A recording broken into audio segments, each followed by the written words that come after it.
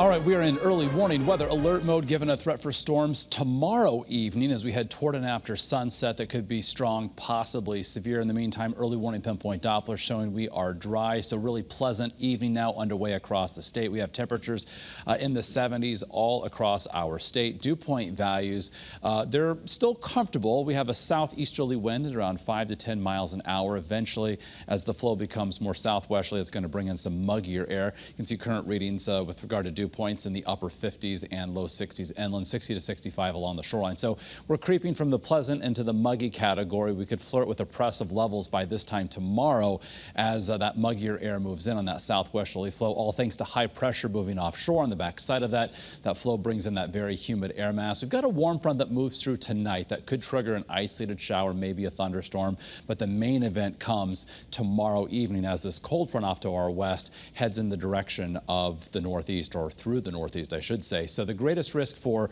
perhaps some damaging wind, the heaviest of the rain, and even a possibility for a tornado looks to be to the north of our state. But regardless, as storms develop to the west of Connecticut and head in our general direction again toward and after sunset tomorrow, they should tend to be on a weakening trend. They could still produce some gusty, perhaps damaging wind. We'll be monitoring that threat, of course, for you until that point and through the duration of tomorrow evening, of course, as well. So with regard to an excessive rain outlook, the greatest potential for slow-moving storms with very heavy rain that could lead to the potential or concern for some poor drainage or even flash flooding extends from northwestern Massachusetts and the Berkshires back across Vermont and then into New York and Pennsylvania. So again, storms will generally be on a weakening trend as they work toward Connecticut, especially as we head toward and after sunset and the atmosphere begins to stabilize a bit. So heavy rain, again, a possibility with some of these storms as they develop and move into our state.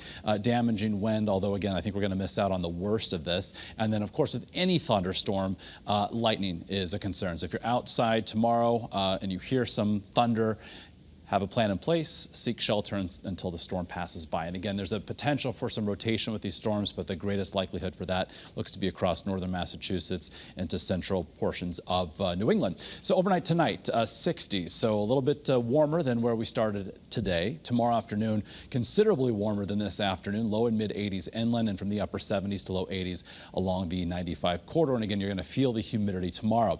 Then Thursday into Friday, looking at more clouds and sunshine, an ongoing chance for at least some occasional showers as we close out the week. And this has a connection to some tropical moisture that's currently down across the southeastern Bahamas. Temperatures will be in the mid-70s and the humidity remains through Friday. The upcoming weekend, warmer but dry. We'll say a mix of sun and clouds on Saturday, mostly sunny on Sunday. Morning lows near 60, afternoon highs near 80 along the shoreline, several degrees warmer inland, then going even warmer from Monday into Tuesday of next week.